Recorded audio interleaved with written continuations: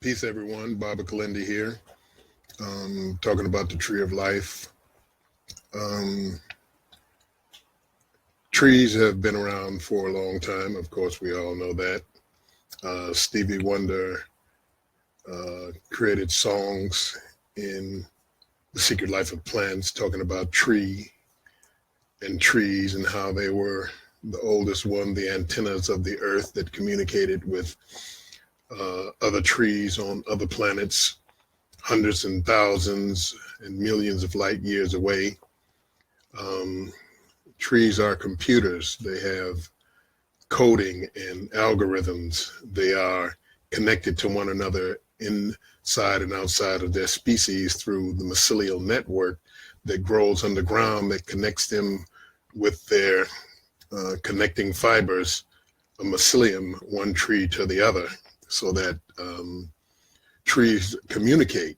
If uh, some type of parasite is attacking a tree, the tree will send a message into its roots where the mycelium will convey that information to the other trees so that they can mount a defense for the parasite that is attacking the trees. So trees are very, very important, of course, creating oxygen, things like that. But we're going to talk about some special aspects of a special tree, the acacia. Some folks say acacia. It contains and holds the encoding of the Akashic or Akashic records, the records of the solar system, galaxy, whatever you want to call it. The information embedded inside of the dimethyltryptamine, which is a chemical that is endogenous and exogenous. In other words, it's created inside of the human body, and it's also outside of the human body, not only in trees, but in certain grasses, um, all animals. Human metabolism creates DMT in the liver, the lungs, and the pineal gland. And I know folks will chime in talking about we have no evidence of human generation of DMT in the pineal gland, but I mean, shoot, it's in other it's in other mammals, it's in rats and things like that. So it's only a small jump to believe, since it's in the body and can be found in the body, self-generated, that the DMT is created in the pineal gland as it is in other mammals. So you just people cannot be experimented on to find out in real time the generation of DMT in the pineal gland. So, we just have to believe, or we just have to realize that DMT is created there. If you take some of the tree of the gods or the acacia, mimosa hostilis, or the acacia confucia, or acacia nilotica, or acacia senegal, or one of the acacias from other parts of Africa, also in Hawaiian Islands, and also in Australia and the United States, and different places around the world that have the acacias. But it was taken and first configured by the ancient Kemetic people, that's the ancient Egyptian folks, as the tree of life, which was the acacia nilotica, the acacia of the Nile, the acacia that was mixed with the orbitally rearranged monatomic elements that came from the highlands, from the mountains, from the volcanic ash, and from the different constituents as water in the Nile coming from the interior of Africa drug all of that silt and exotic minerals down to down north to what we popularly look at is ancient Egypt or ancient Kemet. So the acacia and the exotic minerals, the platinum-based minerals, and other exotic metals and other minerals were brought down the Nile during the inundation period. The inundation period is when the Nile swole out of its banks, and when the banks swole out, it would deposit and leave the silt, and that's what the people would plant their crops in. So the crops were planted in very fertile soil or very fertile silt, which contain these exotic metals, and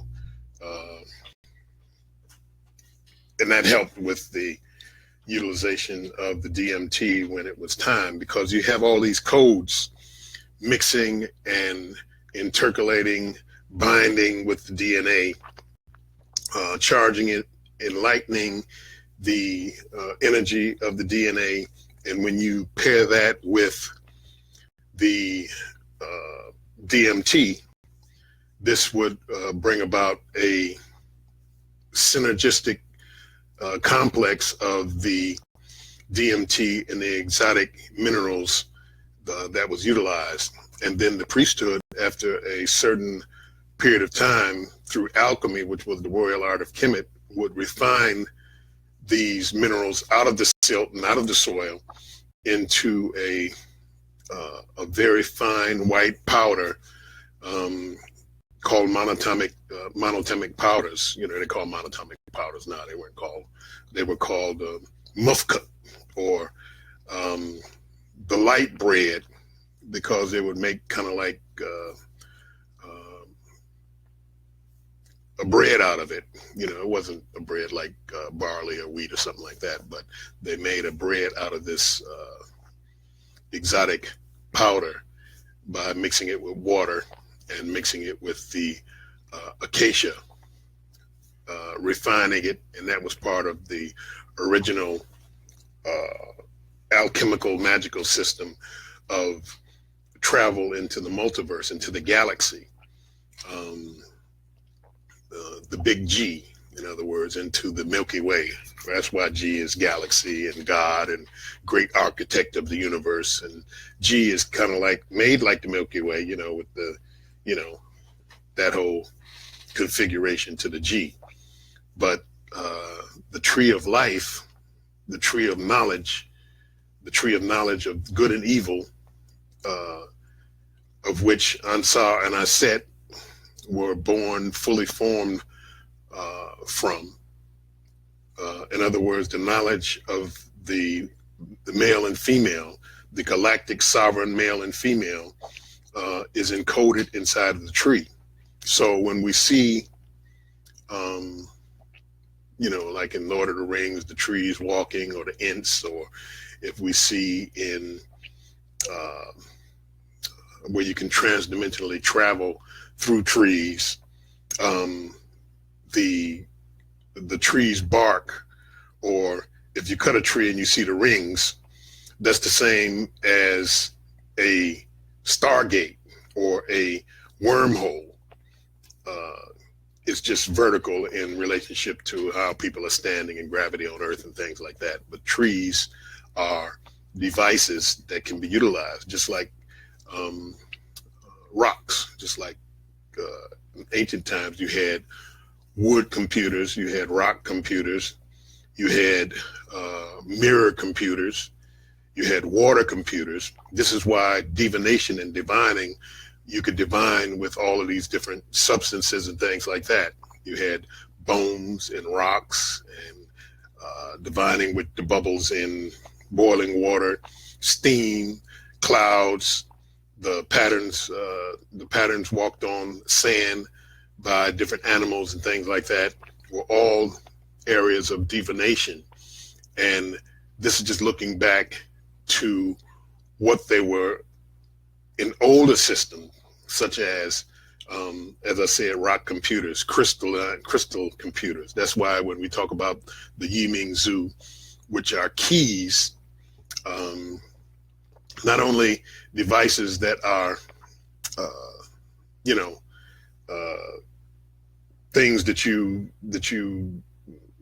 put on your altar or arrange in a certain configuration and say, oh, that's spiritual. No, they're actual computers, they're actual quantum, room temperature quantum computers, but they're paired with the preparation of the ingestion of the exotic monatomic minerals or powders and the acacia, which opens up the pineal gland, the pituitary and thyroid and the glandular system to hook into the energetic systems inside of the body to turn those things on, to enliven them, to make them so energetic that they no longer are hooked into the base reality of what we exist in, but hook into the greater access points of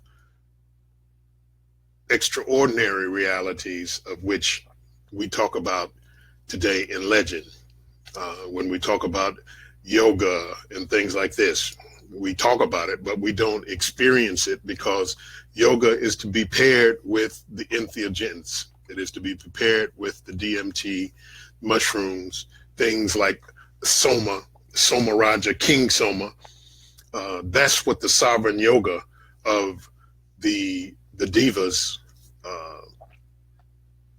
in their battles with the asuras and other transdimensional entities that come down acting a fool and build conflict and things like that. They're not the only ones. There's many different areas of entities and creatures and beings that exist in the multiverse. I think they're doing a study now with John Hopkins, Roland Griffiths and others are asking people that if they smoke DMT and run into an entity, they'd like to hear what your experience was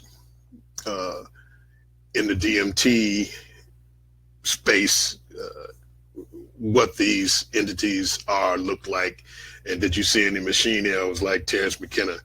I've smoked DMT for quite a bit, and I've never seen a machine elf, but I've seen some pretty exotic creatures that some were, I guess, could be considered male, some could be considered female, some could be considered androgynous, kind of like what this world is moving into as far as identity and sexuality and things like that.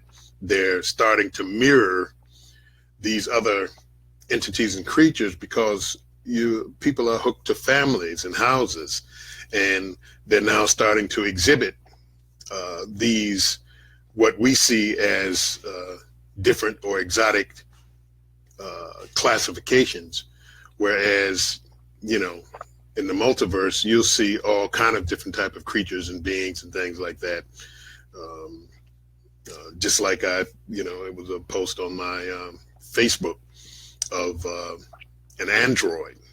It's basically a sex robot, and how it's hooked to the internet and it'll answer your questions and things like that, and go, oh baby and all that kind of stuff. These will be access points of different pairings that reflect what's in the multiverse. So smoking DMT, or they're now preparing long-term excursion DMT trips with a IV drip to where you can get it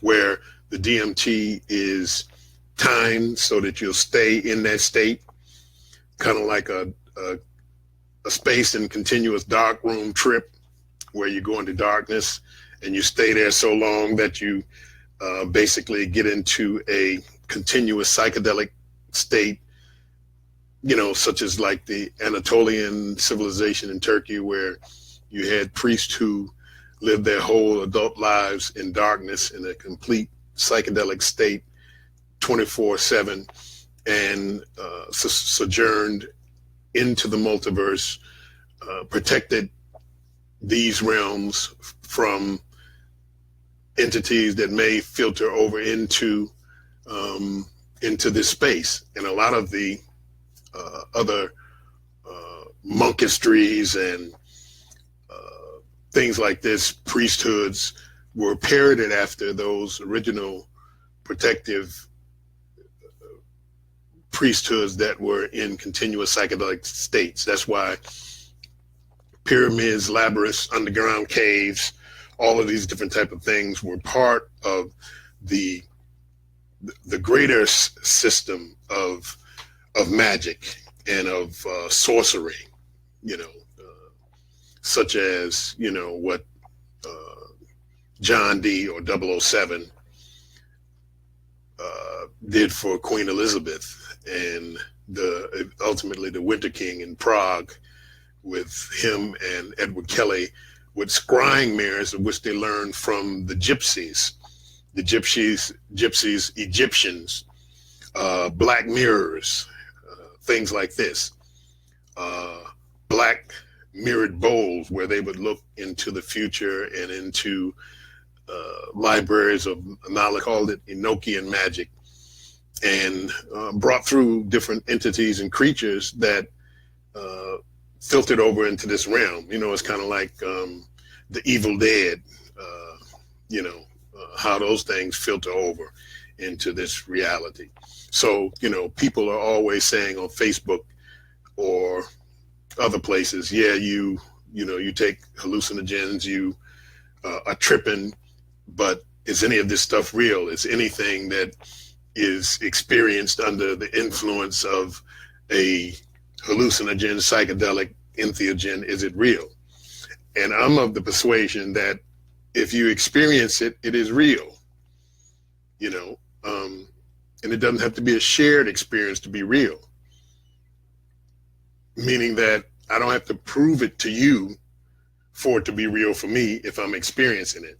If I'm sitting and talking to a being that is blue with 4 arms and he's carrying his divine weapons, which would be probably a mace, a conch shell, a chakra, and a lotus flower, I would know, of course, that would be Krishna. But if I'm sitting there talking and experiencing Krishna, and I see Krishna and Krishna's talking, giving me information, and we're conversating back and forth, then I know that Krishna is real because I'm sitting here talking to Krishna. But I don't have to prove that, and I don't have to delve into the scientific method of everybody having to experience it for it to be real to me. Yes, that's subjective, that's selfish, or that's the lone duck theory, or whatever you want to call it. But I have to live in my own consciousness. I don't have to live in your consciousness, nor prove anything to anybody. And when you get to the point to where you don't have to prove, that you can just explore and experience, then you're starting to get it, because this is a solo trip. I know folks want to all go all at the same time, and there are places and there are times and there are things that are part of the group experience, the all one experience. But the true work inside of this thing, what it's really about, is understanding who you are and what you really are, where you come from, where you're going, how you're going to get there. And all the things that you do in the multiverse ultimately are things that you have to do alone. When they say one consciousness and things like that, that's what it is. But there are gajillions of one consciousness. There are standalone systems that have absolutely nothing to do with anything else, standing alone in the darkness.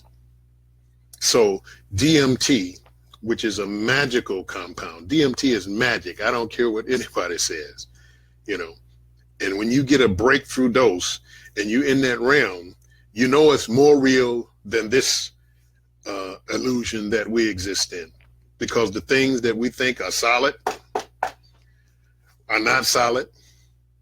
The life that we cling to and think is reality is not the reality. It is an illusion. And that doesn't mean that, oh, well, just shoot me in the head because, everything is illusion, so it doesn't matter. So DMT, the tree of life, inside of the acacia, Yggdrasil, the 9 realms, is all part of the overall understanding of what this reality that we exist in, because we have to look at all the different areas. Knowledge, when it was broken up with the Younger Dryas, the last big tragedy that we had, the Younger Dryas, which was a meteor impact on the North American ice shelf, which threw all that fresh water, ice, into the ocean, which changed the current, which created storm. Not just the aspect of the big tragedy that sunk so many cities with tidal waves moving, thousands of miles an hour coming in the shore, destroying everything. That's why outside 400, 500 yards outside and off the shore of every major ancient site or city, you'll find ruins underneath the water because the water table rose. I'm right now in Michigan, and 12,600 BCE, and I say BCE, that means before the Common Era, because these are teaching moments. We say BCE, before the Common Era. We don't say BC, before Christ, or Anno Domini, in the year of our Lord, because everybody's not Christian. And we can't base the world on when Jesus was born and when Jesus died and things like that. Because if you're not a Christian, when Jesus was born and Jesus died, don't mean nothing to you. Other than, it's part of the lexicon of information that people use in modern times to control the world. I'm not a believer in that, so I use before the Common Era and Common Era. So before 12,600, before the Common Era, before this climactic change happened, people had high civilization. They had relics and artifacts and technologies that were destroyed, and they had to do a reboot. And we have a lot of things that are still out here that folks are trying to back engineer, that they don't know what they are and things like that. Just like in Iraq when George W. Bush Jr., started that war in Iraq to steal all that stuff out of the Baghdad library and all of the things that they have in the museums that they've been stealing for hundreds and hundreds of years. Things in the British Museum, which are in the basement, that they don't let you see. In Kosikos, the woodpecker of Umthlopogus, who gave the stories to H.R. Haggard about King Solomon's Mines and about Nada the Lily and Alan Quatermain, the divine weapon of South Africa, the Nkosikos, is reported to be in the basement of the British Museum. I'd like to see it, but they don't let you in the basement.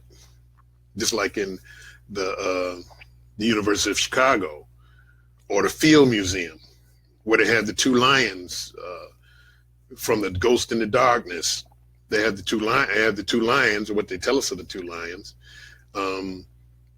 And all of the things and artifacts that they have from ancient civilizations, from ancient Kemet, from ancient Mesopotamia and Akkadian and Sumeria and Babylon,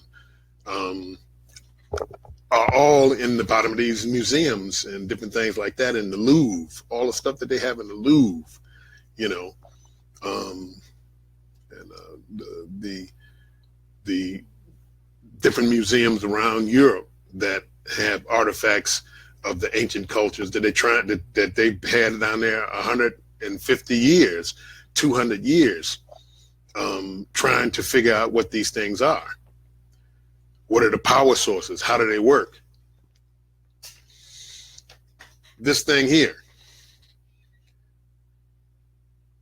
if I had this and the battery runs down, and I told people, I said, on this, you're still playing music, with your trumpet and your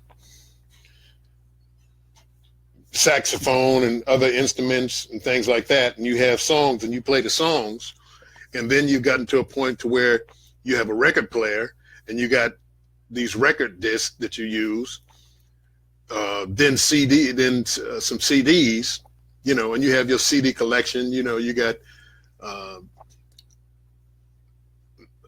900 CDs at your house and stuff like that. And I'm just talking 30 years ago. If I said, I could put 1 million songs on this little black thing here, there's movies in here, there's all of the great literature of the world is in this thing right here. But the battery is not, but I don't have a charger. And people say, yeah, that's just a piece of plastic. Are you nuts? Same thing they say about the transdimensional crystals. I hand you a crystal and all the crystal don't do nothing. You don't know how to turn it on. You don't know how to plug it up. You don't know how to charge it. You don't know how to access the information inside of it. But I tell you, this crystal has the information of the whole galaxy inside of it. Everything that's happened. It's also a time machine. It can show you anything inside of what's happened in the last 22 billion years. It's inside of this little crystal here. And you look at me and say, oh, well, that's Baba Kilindi talking some stuff. That crystal ain't nothing but a quartz crystal. It's rock. But it's the same as this. If you know how to turn it on, if you got the charger, you can charge it up. I'll tell you, I got 1 million photographs in here, and you've been working with a Polaroid, and you got them in the little, the little booklets, and you got them in there, and they all taped in there and stuff like that, and you got you 1,000 photographs of your family and friends and your trip to Hawaii and stuff like that. And I tell you, well, this thing got 1 million photographs on it. You'll look at me like I'm crazy because you don't understand what the technology is.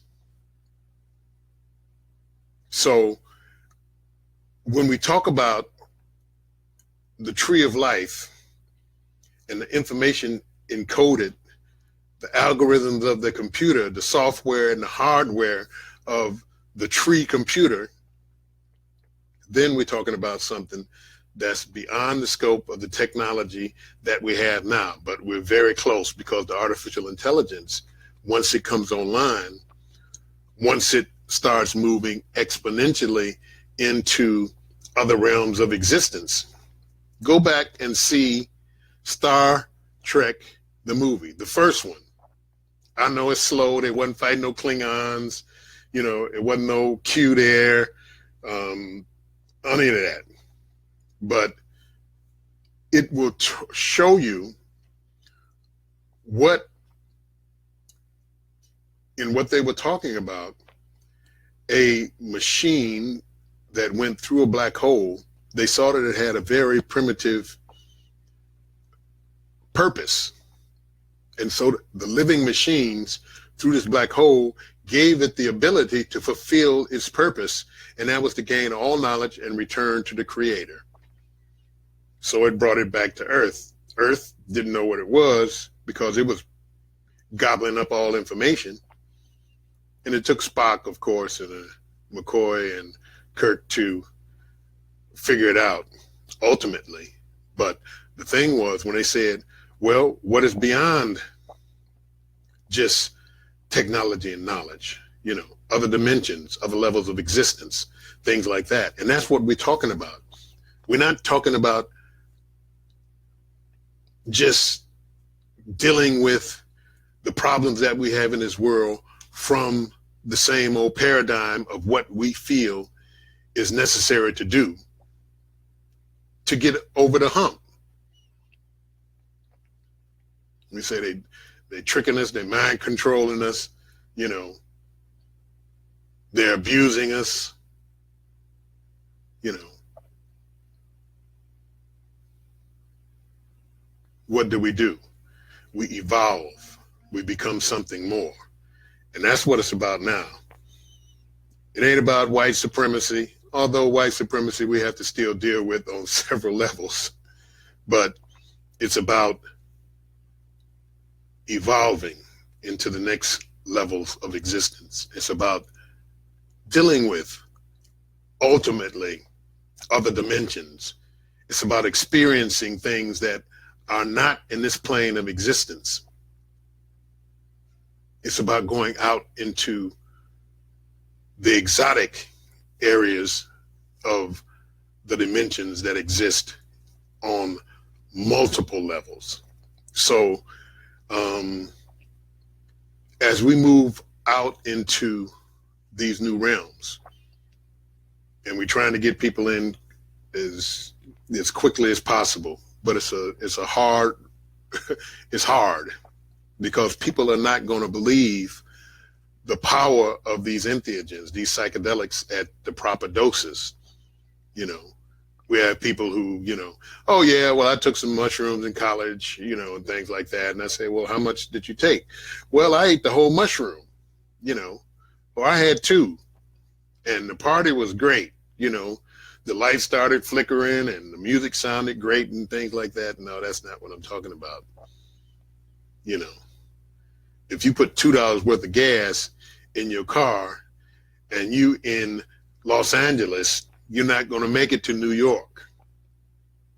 You may have to fill up, well, you're going to have to fill up several times to get from California to New York. But $2 in the gas tank is not going to do it. If you buy yourself a Tesla and you got an electric car, one charge is not going to do it. It's the same with the entheogens. It's not a one-shot deal, and you have to take a sufficient dose. People on the internet pontificating, they have not taken up a dose that is enough to be able to get you in the park. That's why I'm always, you know, Kilindi, you know, you're extreme, you take too much. No reason why to take over 3.5 grams of mushrooms. I've had wonderful experiences on that. Oh, everything was beautiful, and the fairies and bubbles and balloons and clowns and all that kind of stuff were there. That's not what I'm talking about. I'm talking about the deep, dark places, unimaginable, where you have to stand up to things.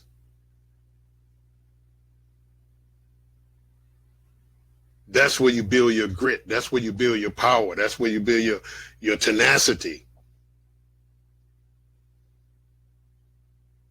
So that each time you go in deeper and deeper and deeper, and to the point you say, why am I doing this? Why am I going in here so deep? Why am I, you know, because it can get real ridiculous. You know, I've been in so deep and so, you know, and that's just cracking the surface, because it's the multiverse. It's everything that you can imagine and everything you couldn't imagine.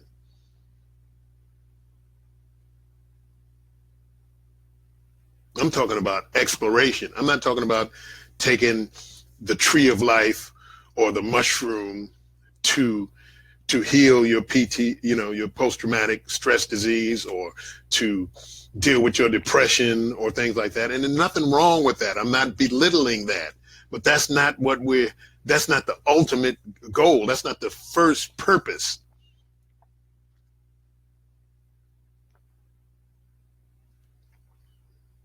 Everybody shaman, shaman, shaman. Don't go in without a shaman. A shaman don't know what they doing than you do. Who was the shaman for the first person that did it when it wasn't no shaman? He the first person walked up on it and did it. Where was his shaman at? That's the experience you want. You want it fresh, like the first time. And if you take a sufficient dose, it ain't no shaman there nowhere. It ain't nothing there. It ain't nobody there. You're alone.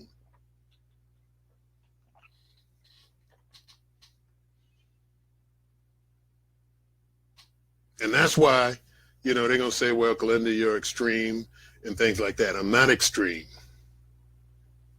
I don't know what extreme is yet. I don't know what a high dose is yet.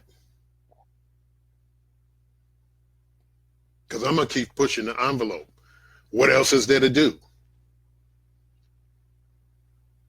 And I'm not the only one. I'm not saying that I'm great or anything because I'm taking this and that. No, I'm out here just like everybody else, groping in the dark, trying to understand what this thing is about. And it takes courage. It takes faith in yourself.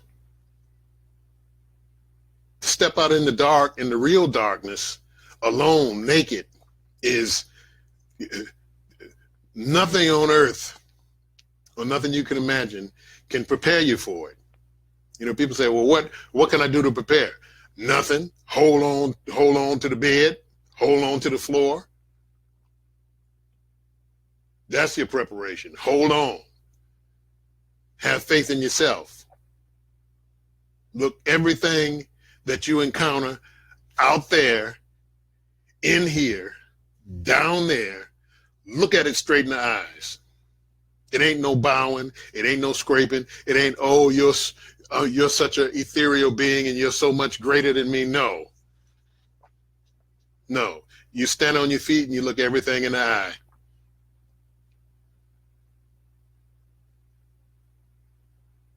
Because if you don't, you're a sucker. No different than a predator out here in the street. They know who to push up on. Why? Because you're going to lower your head. You're going to blink your eye. You ain't going to look them straight in the eye. You're going to try to move away. No.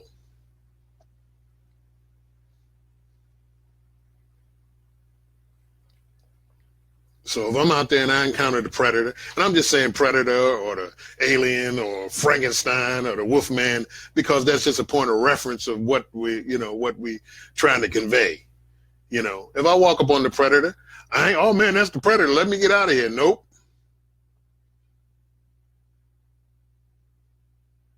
I'm going to look him in the eye and walk right past him.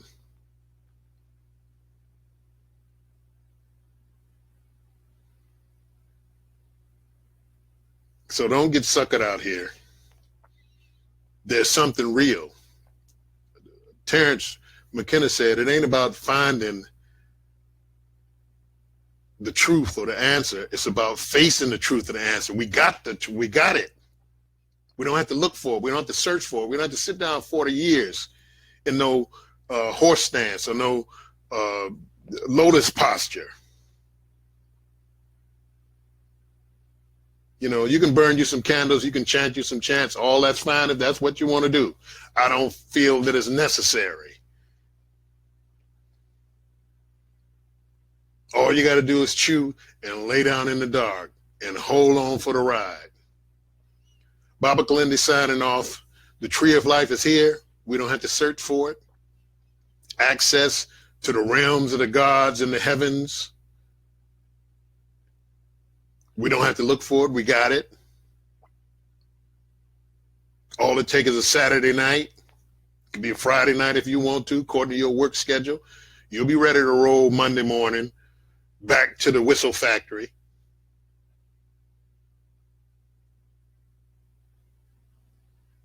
Y'all ain't got me for a long time here because I'm not gonna be doing all this next year. I'm gonna be getting ready for the 5G and the AI and how we gonna put this together before 2020 when all them towers is in and the AI is controlling everything. We have a podcast. We have a blog talk radio program coming on Thursday. We're gonna have Rob Henson. We're gonna be revealing some more things, talking about some stuff. We need your support. We don't get nothing from nobody. We don't get no sponsors. We don't get no people who donate other than you, the people that are on the side here saying that you're here, listening and getting the information, because it ain't my information. It's our information. And we need your support. We don't need you to like the Facebook post.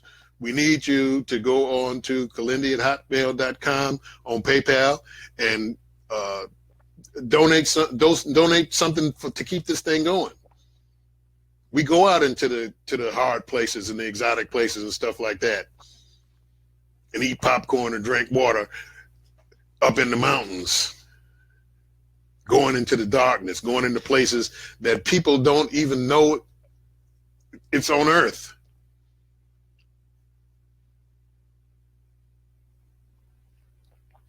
So you're my folks. You're the folks of the family. You're part of the house. So we need you to support and give a donation. $50. Shoot, you can't go to the movies for $50 if you take you and your girl.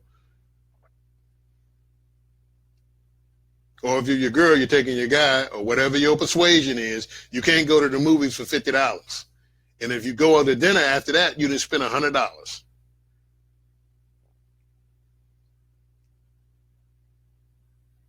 So donate to your cause, because this is the thing this is what's going on. I ain't trying to sell you nothing. Well, I mean, you can buy some crystals or something like that, but I ain't trying to sell you nothing that's $20,000, or you don't have to be there tithing every week, or all that kind of stuff. No. Like good brother Bobby Hemmett used to say, I don't want nobody following me. I ain't got but one eye working on my stove, and I'm standing out here on the bus. And for all you people on YouTube, and things like that, playing Bobby Hemmett lectures and things like that, and not contributing to his recovery and him getting better and paying his bills and things like that. And y'all got hundreds of his videos on there, people getting on there, commercials and things like that. You getting money, and you ain't, you ain't contributing to where the knowledge come from. You perpetrating. So we need you to donate. We need you to get the Yiming Zhu crystals. The transdimensional crystals are offline right now. We're going to have some at the Detroit Psychedelic Conference, August 10th, 11th, and 12th. And those people that want to come to the Food of the Gods tour, the Food of the Gods, what the gods eat to make it through the God realms, and the sacred toad, the dragon force, the dragon power, the sacred toad, smoking that. Y'all want it? Hit me on Messenger. But we need your donations, to help keep things going. I mean, things are going to keep going anyway, whether you donate or not, because this ain't that kind of party. We ain't begging. We just saying, if we all in the same thing and we trying to get things going and more information, just throw a few dollars in to help out. It's definitely appreciated.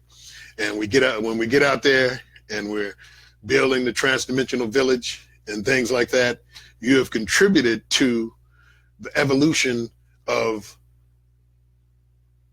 the beings and consciousness that we are. So Baba Kilindi signing off. Nice to talk to you. Come in on Thursday on Blog Talk Radio, the Entheogenic Explorer program. We're going to do 2 hours, and, it's going to be some great information. So we can have all the slick things and stuff like that for the program. Chime in with us. And that way you can leave messages and things like that, or you can ask your questions, call in, stuff like that. You don't just have to going on the computer. You can call in on your phone and you can ask questions, and we'll be answering questions the last half hour of the program.